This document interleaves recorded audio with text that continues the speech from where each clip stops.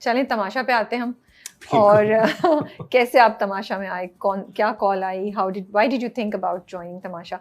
वो you first में ही आपने हाँ बोल दी थी, थोड़े हेजिटेंट थे, क्या हुआ? अच्छा, ये बड़ा मजे का सीन ये है कि तमाशा मुझे जब 1.5 साल 1.5 2 साल से काम नहीं मिल रहा था, पर एंड इन दी एंड मुझे वही फ़हीम बरनी का जो प्रोजेक्ट मिल गया, उस दरमियान में काफ़ी डिप्रेस था। फ़हीम भाई ने मुझे काफ़ी वो किया कि मोटिवेट किया कि तुम कर सकते हो, कोई बात नहीं, कर लोगे, हम कर लोगे। ऑडियंसेस को बता दें या रुके कि आप सबूर अली और अली अंसारी के साथ अभी ग्रीन का लेटेस्ट प्रोजेक्ट कर रहे हैं जो अभी ऑन एयर नहीं हुआ। एंड उम्मीद थॉट के वो आ चुका है, मैं उम्मीद कह रही हूँ उम्मीद वो नहीं आया, इसलिए नहीं मैंने कहा मैंने नहीं देखा, तो वो आने वाला है because I know and Faheem Burney is directing it, so excited to see you in that इंशाल्लाह जल्दी। जी, तो अब जबकि मुझे लगा कि 1.5 साल में मेरा काम खत्म हो चुका है और मुझे अब कहीं काम नहीं मिल सकता, तो मैंने तमाशा का ऐड देखा। मैंने सोचा मैं ना सेलिब्रिटी में हूँ, ना मैं कॉमनर्स में हूँ, क्योंकि ये वाला जो था तमाशा, ये कॉमनर्स वर्सेस सेलिब्रिटीज का था।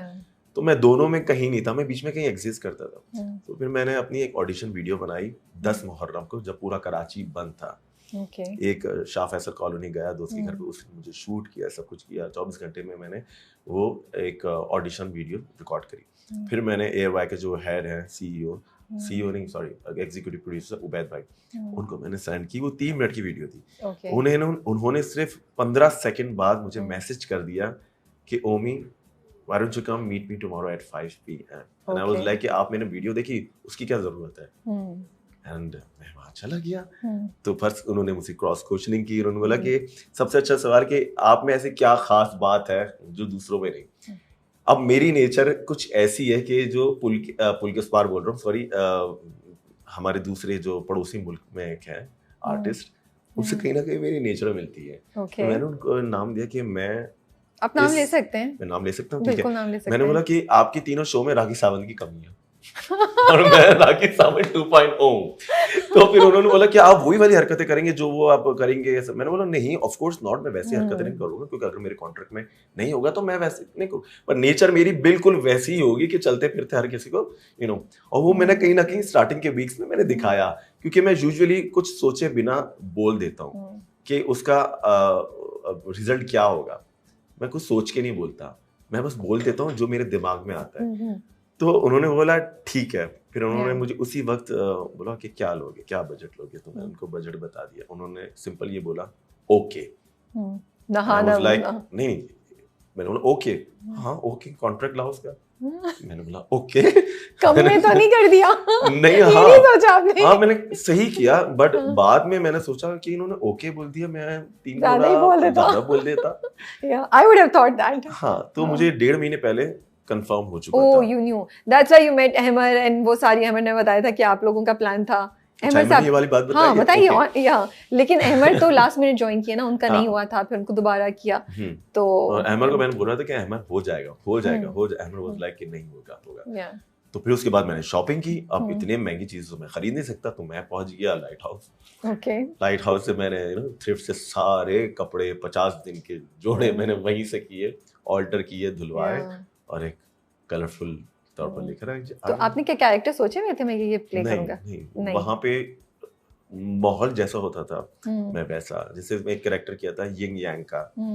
फिर मैंने उसमें एक कैरेक्टर किया था कुद्दूसी साहब का एक कैरेक्टर है, मुझे नाम याद नहीं, क्या नाम था उनका, जो बड़ी रूह अफ़ज़ा।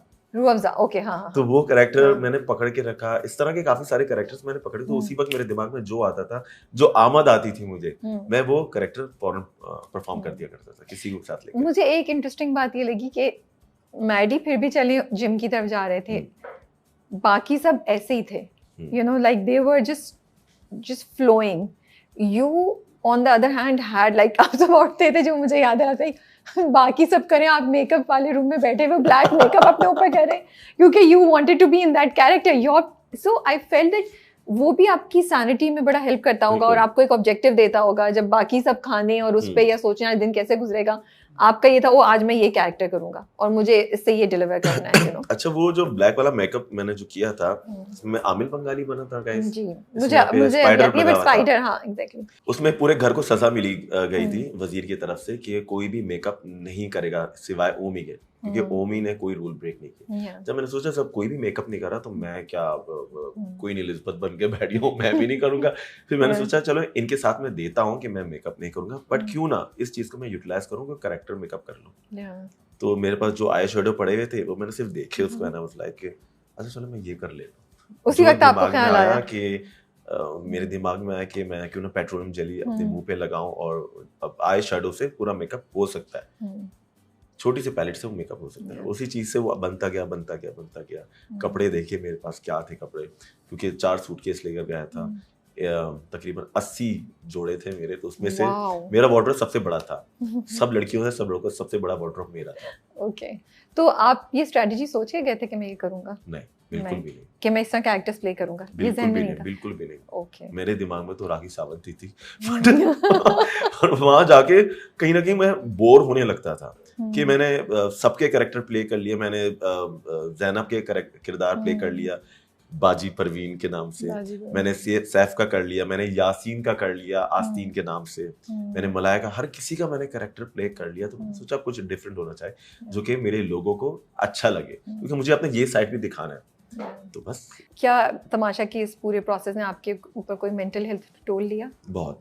Really? मैं अभी स्टार्ट करने वाला हूँ अपने सेशंस, क्योंकि जब मैं घर में आया था थेरेपी के सेशंस? यस। ओके।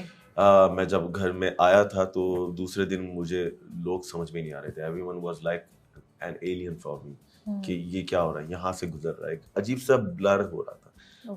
लोगों का शोर, धूप, एक हवा, आवाजें और बच्चों की चैं चैं घर में, वो चीजें मुझे, इवन दो मैं अपने घर के बच्चों के नाम तक बीच शो में भूल चुका था, मैं आयतें भूल चुका था, मैं नमाजें भूल चुका था, दुआएं करूँ। और ये मेरी मैडी ने हेल्प की। रात के 2-3 बज रही थे, मैं मैडी को उठाया, मैं बोला मुझे नमाज पढ़नी है, मुझे कुछ याद नहीं आ रहा। उस वक्त मैं सबसे ज्यादा डिप्रेस था, तो मैडी ने मुझे बैठ के बताया कि हमारे दरमियान कोई भी इख्तलाफ हो, बट ये इस चीज के लिए मैं तुम्हारी हेल्प कर सकता हूँ। फिर मुझे आयतें याद करवाई अपने साथ, फिर मुझे याद आ गया, दूसरे दिन मैं नॉर्मल हो गया। तो ये घर आपको पागल कर सकता है अगर आप यहाँ से स्ट्रांग नहीं है, पर कब तक एक स्ट्रांग बंदा भी पागल हो सकता है, शोर शराबा कर सकता है।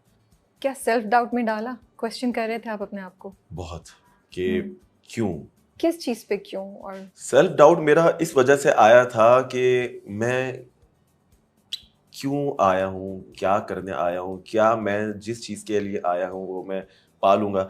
मैंने पहली एपिसोड से लेकर आखिरी दिन तक सिर्फ एक बात क्लियर बोली है, मैं ट्रॉफी के लिए नहीं आया हूँ, मैं पैसों के लिए आया हूँ। मुझे पैसों की जरूरत है, क्योंकि ट्रॉफी लेने वाले को शायद कोई भी, जिसको भी ट्रॉफी मिले, शायद उसको काम नहीं मिलेगा। माइट भी ऐसा हो सकता है। तीनों सीजन्स में आप देख लें कि वो लोग, उन्होंने अपने लोहा मनवाया है ही नहीं, कोशिश भी नहीं की। अगर कोशिश भी की पर शायद उनको वो नहीं मिला। तो मैं पहले ही दिन क्लियर था कि मुझे पैसे चाहिए, क्योंकि पैसों से बहुत कुछ खरीदा जा सकता है। इंसान बदल सकता है, इंसान का पहनावा बदल सकता है, उसकी शक्ल बदल सकती है, उसके पास गाड़ी आ सकती है, अच्छा फोन आ सकता है। तो पैसा होगा तो काम होगा। मैं बड़ा क्लियर था, बहुत ऑनेस्ट था। तो ये तो जो मुझे नहीं मिला तो ऑब्वियसली वो भी अफेक्ट कर रहा था, बहुत ज्यादा अफेक्ट। और अब आप जब निकल के आए तो आपको पोस्ट तमाशा के अपने ऊपर इम्पैक्ट नजर आ रहा है, other than the things that you have told us, like depression हो रही है, एंग्जाइटी हो रही है, टॉक्सिसिटी आपको क्या लग रहा है आपके अंदर ज़्यादा हो गई है, आपके हर चीज़ को सवाल करते हैं, क्या आपको लगता है कि आप हर किसी पर अटैक करने के लिए तैयार हैं? ये चीज़ें आपको अपने अंदर नजर आ रही हैं? Not really.